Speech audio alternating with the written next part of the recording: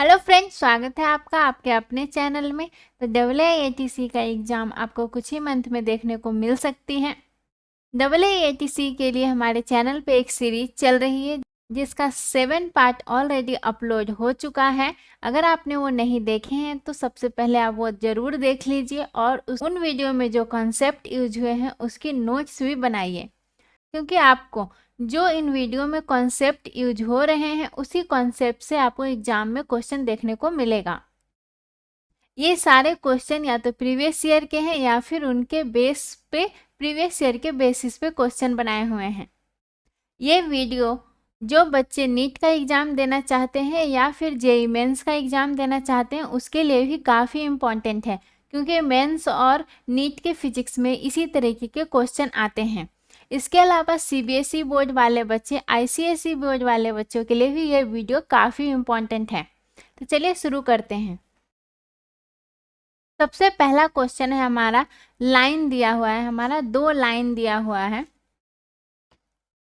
और क्वेश्चन में कह रहा है कि दोनों लाइन इंटरसेक्टिंग लाइन है, तो कौन सा करेक्ट होगा। देखिए, R equal to A1 plus lambda B1 इस तरह के लाइन रहते हैं। इक्वेशन अगर इस तरह का लाइन का इक्वेशन दिया हुआ होता है, इसका मतलब होता है कि लाइन जो A1 वेक्टर है उससे पास करेगा और B1 वेक्टर के पैरेलल होगा।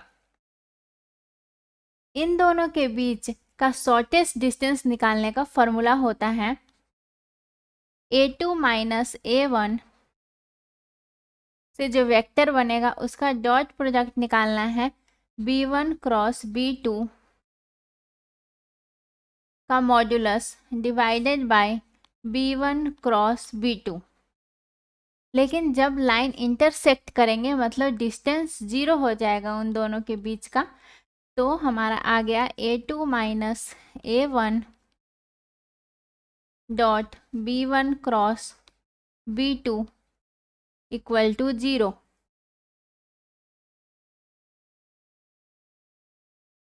तो हमारा पहला भी सही है, सेकंड भी सही है, तो करेक्ट आंसर हो जाएगा 4th।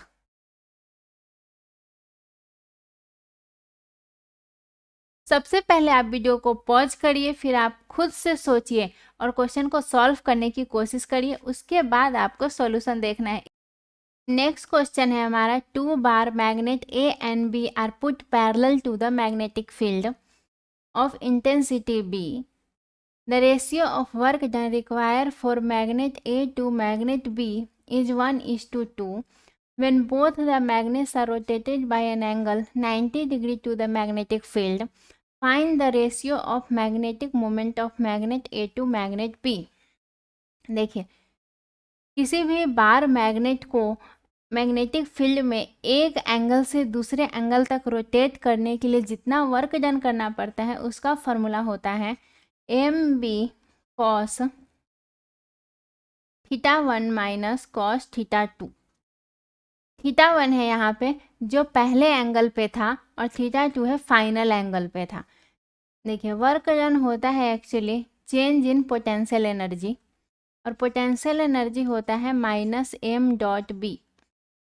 तो स्टार्टिंग में θ1 एंगल पे है तो MB cos θ1 और बाद में cos θ2 एंगल पे है तो माइनस MB cos θ2। तो वर्क कितना करना पड़ेगा, फाइनल माइनस इनिशियल, तो minus MB cos θ2 minus minus plus MB cos θ1।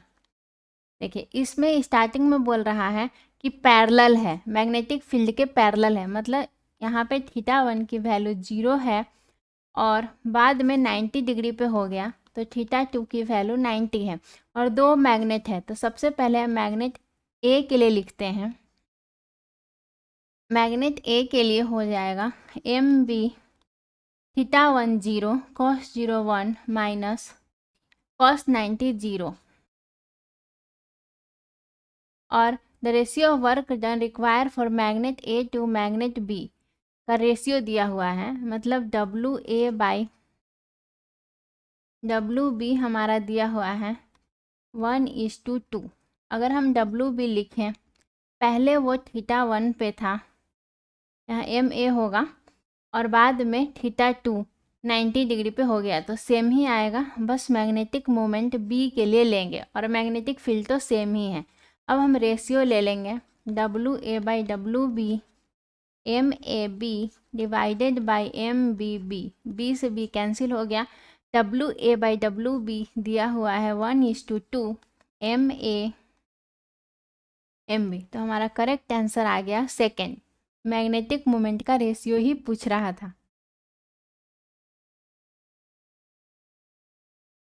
Next question है, if the plane 2x - y + z = 0 is parallel to the line then the value of a is. देखिए ये हमारा plane है 2x - y + z = 0, इस line के parallel है। तो अगर मैं इस लाइन को स्टैंडर्ड फॉर्मेट में लिखूं, जो कि ये फॉर्मेट होता है y - y1/b z - z1/c, अगर इस फॉर्मेट में कोई भी लाइन दी हुई है उसका मतलब होता है कि वो लाइन x1 y1 z1 से पास करेगी और a b c के पैरेलल होगी। तो सबसे पहले हमें इस लाइन को इस फॉर्मेट में बनाना पड़ेगा। तो 2 कॉमन ले लेते हैं, यहाँ से -1 कॉमन लेना पड़ेगा और इसको लिख सकती हूँ मैं z - -1/a। तो यहाँ से आ गया मेरा x - हाफ, ये 2 से 2 कैंसिल हो गया, 1 y - 2/-2 z -1/a। मतलब ये जो लाइन है वो 1 - 2 और a के पैरेलल होगी और 1/2 2 और -1 से पास करेगी। ये प्लेन पैरेलल है इस लाइन के और ये लाइन पैरेलल है इस पॉइंट के, मतलब कि ऑटोमेटिक ये प्लेन पैरेलल हो जाएगा 1 - 2 और a के। और जो ax + by + cz = 0 होता है, इसमें a b c इस प्लेन का नॉर्मल वेक्टर होता है। तो इस प्लेन का नॉर्मल वेक्टर है a b c और यहाँ पे a b c दिया हुआ है 2 -1 और 1। मतलब अगर मैं 2 - 1 और 1 और 1 - 2 और a इन दोनों का डॉट प्रोडक्ट लूँ तो वो 0 आएगा, क्योंकि वो दोनों परपेंडिकुलर हैं। a.b 0 होता है अगर a और b वेक्टर के बीच का एंगल 90 होता है, क्योंकि a.b AB cos 90 होता है और cos 90 की वैल्यू 0 होती है। तो यहाँ से हमारा 2 - 1 और 1 और 1 - 2 और a इन दोनों का डॉट प्रोडक्ट निकालना है। डॉट प्रोडक्ट के लिए हमें सिंपली x का कोफिशिएंट को x के कोफिशिएंट के साथ मल्टीप्लाई करते हैं, या फिर बोले कि i कैप के अगर वेक्टर फॉर्म में लिखेंगे तो i j k हो जाएगा, अगर पॉइंट में लिखेंगे तो x y z हो जाएगा। तो x को x के साथ या फिर i कैप को i कैप के साथ, j कैप को j कैप के साथ और k कैप को k कैप के साथ मल्टीप्लाई करते हैं। 2 + 2 + a = 0, तो a = हमारा -4 आ गया। करेक्ट आंसर है सेकेंड। नेक्स्ट क्वेश्चन है हमारा प्रोबेबिलिटी का क्वेश्चन है, the completion of a construction job may be delayed due to strike. मतलब स्ट्राइक के कारण एक कंस्ट्रक्शन जॉब का कंप्लीशन डिले हो सकता है। द प्रोबेबिलिटी ऑफ स्ट्राइक होने की प्रोबेबिलिटी 0.6 है। तो स्ट्राइक नहीं होने की प्रोबेबिलिटी कितनी होगी, 1 में से माइनस कर देंगे तो ये हो जाएगा 0.4। The probability that the construction job gets completed on time if there is a no strike. Strike नहीं है तो कंप्लीशन की प्रोबेबिलिटी है 0.85।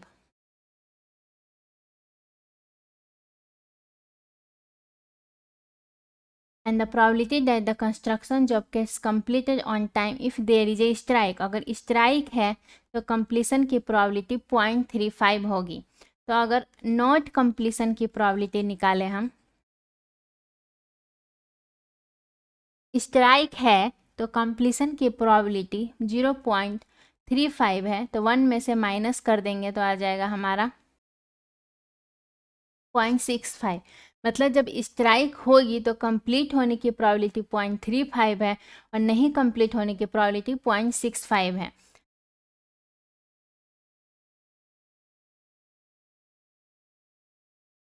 और अगर स्ट्राइक नहीं है तो नहीं कंप्लीट होने की प्रोबेबिलिटी 0.15 है।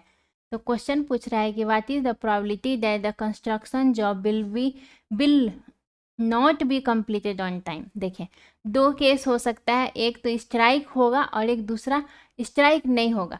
तो जब स्ट्राइक है मतलब उस वक्त 0.6 है, तो उस वक्त कंप्लीट नहीं होने की प्रोबेबिलिटी 0.65 है। दूसरा केस में जब हमारा स्ट्राइक नहीं है तो स्ट्राइक नहीं होने की प्रोबेबिलिटी 0.4 है, और उस केस में नहीं कंप्लीट होने की प्रोबेबिलिटी 0.15 है। तो आपको इसको मल्टीप्लाई करना है। आप इसे मल्टीप्लाई करेंगे तो आ जाएगा आपका 0.45। तो करेक्ट आंसर है सेकेंड। नेक्स्ट क्वेश्चन है हमारा, a power transmission line feeds input power at 2300 volt. मतलब इनपुट पावर की वोल्टेज दी हुई है, मतलब वीपी। इनपुट पावर को प्राइमरी जो वाइंडिंग्स होती है उससे रिलेटेड होता है।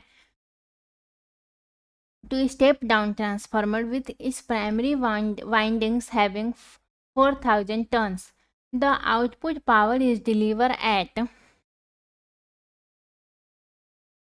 आउटपुट बोल दो या फिर सेकेंडरी बोल दो, सेम ही है। इनपुट को प्राइमरी बोलते हैं, आउटपुट को सेकेंडरी बोलते हैं। 230 volt if the current in the primary is 5 ampere and efficiency of transformer होता है output power divided by input power into 100। Efficiency दिया हुआ है 90। आउटपुट पावर होता है V into I, V secondary into I secondary, V primary I primary into 100। 90 equal to V secondary दिया हुआ है हमारा 230 अपॉन 2300 सेकेंडरी। हमें आउटपुट करंट मतलब आई सेकेंडरी निकालना है और प्राइमरी का करंट दिया हुआ है 5 एम्पियर।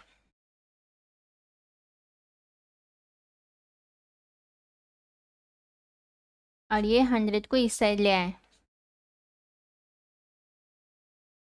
तो ये हमारा आ गया 45। आपको काटना है 45 एम्पियर।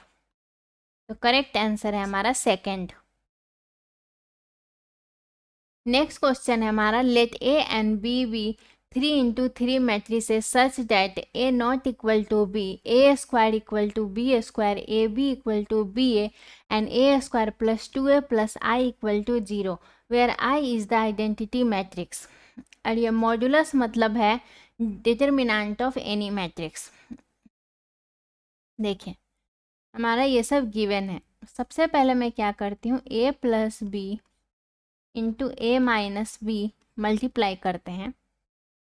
तो a को a से मल्टीप्लाई करेंगे तो a स्क्वायर आएगा, a को b से करेंगे तो माइनस ए बी आएगा, b को a से करेंगे तो प्लस बी ए आएगा, और b को b से करूँगी तो माइनस बी स्क्वायर आएगा।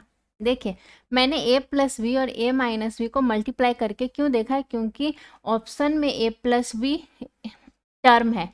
तो a प्लस बी टर्म लाने के लिए आपको ये इक्वेशन यूज करना पड़ेगा।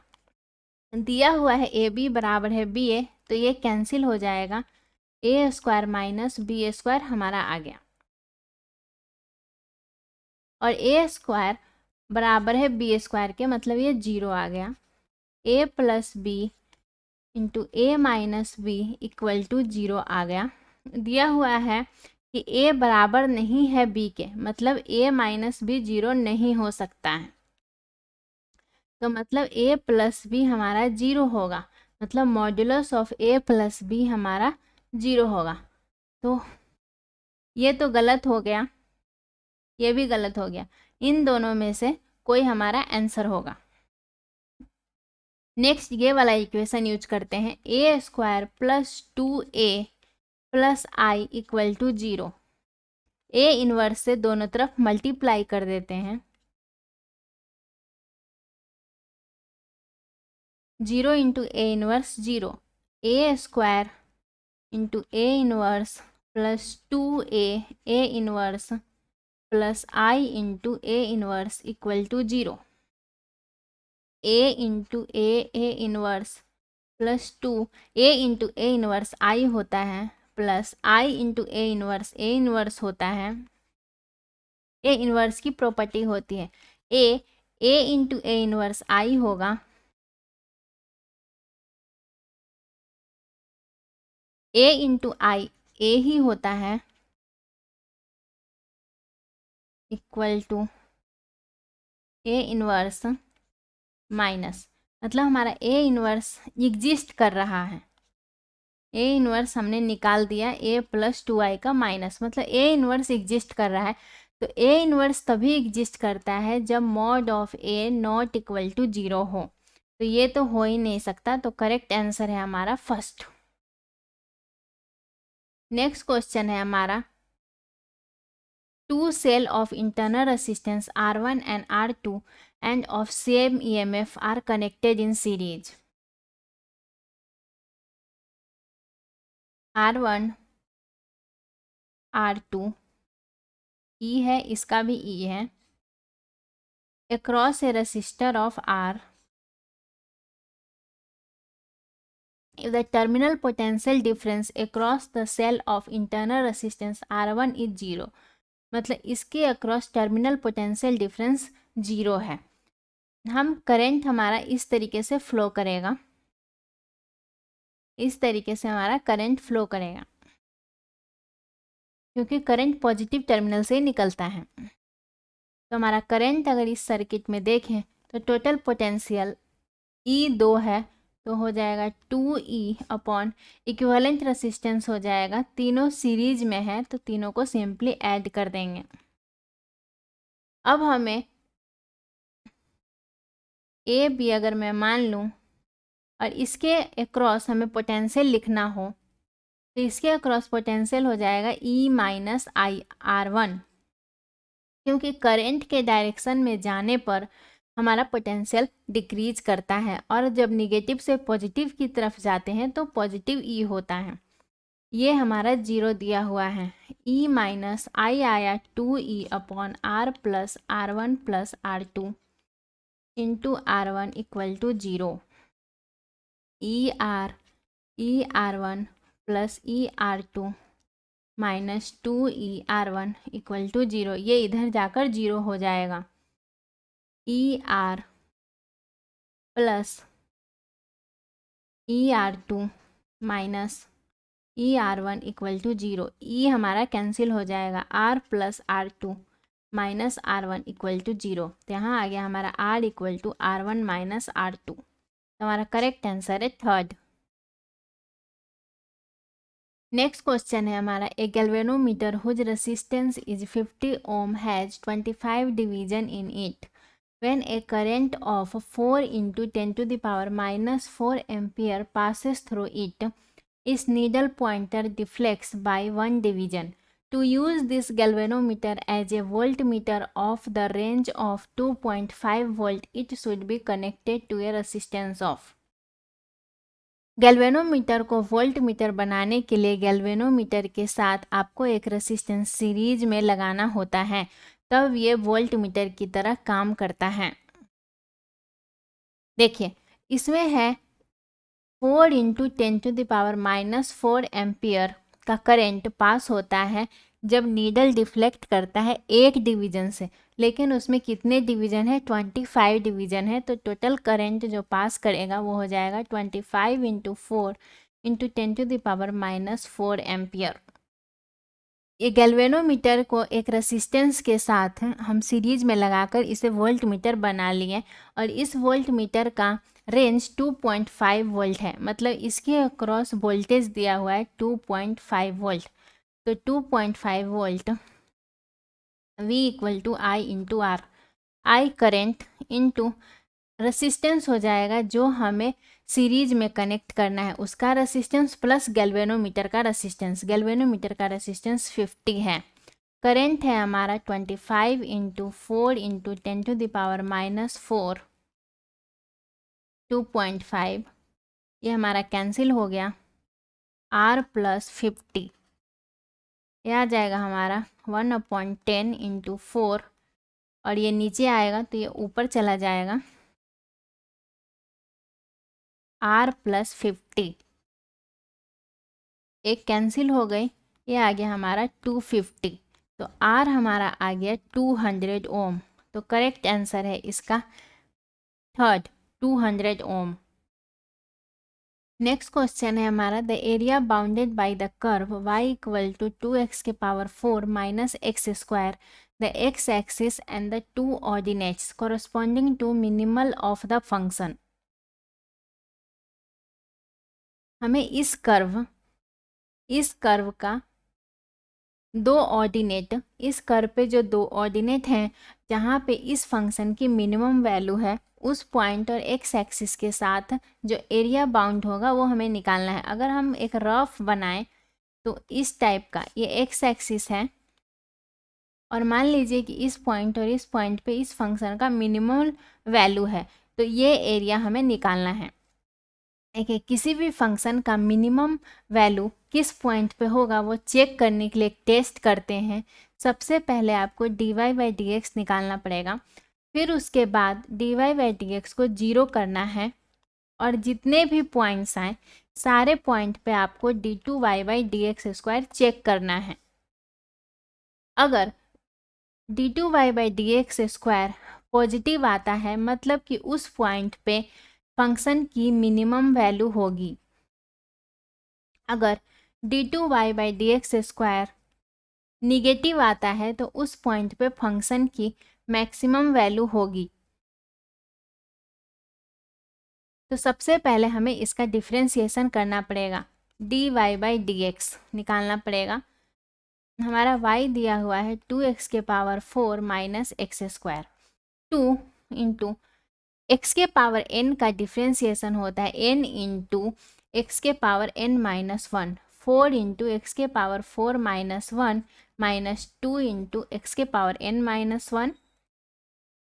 यहाँ पे भी सेम ही फॉर्मूला लगाया है, n × x⁴n - 1, यह आ गया 8x³ - 2x।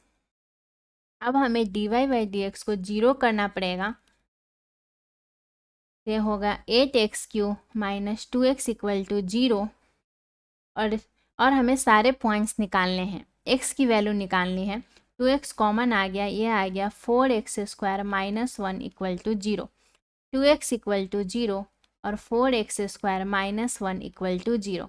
यहाँ से आ गया x = 0, यहाँ से आएगा 4x² = 1, x = ±1/2।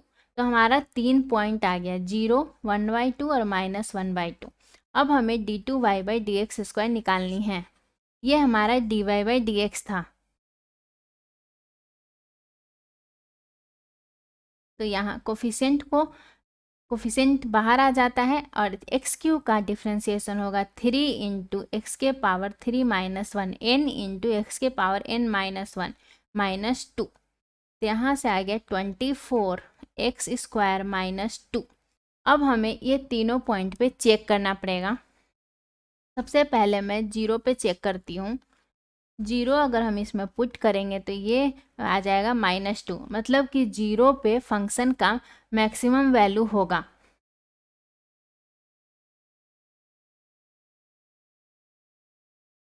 लेकिन हमें वो 2 पॉइंट वो लेने हैं जहाँ पे फंक्शन का मिनिमम वैल्यू है, तो 0 हमें नहीं लेना है।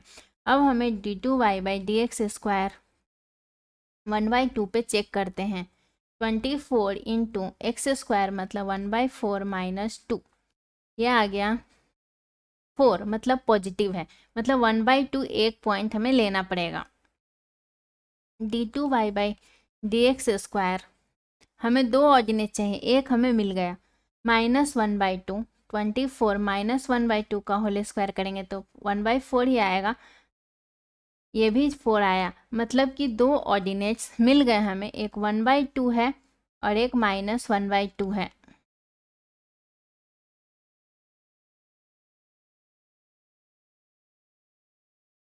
हमें एरिया बाउंडेड निकालना होता है, तो वो होता है लोअर लिमिट हो जाएगी -1/2 से 1/2। एक्स एक्सिस के साथ निकालना है तो dx करना पड़ेगा, y इंटू डी एक्स।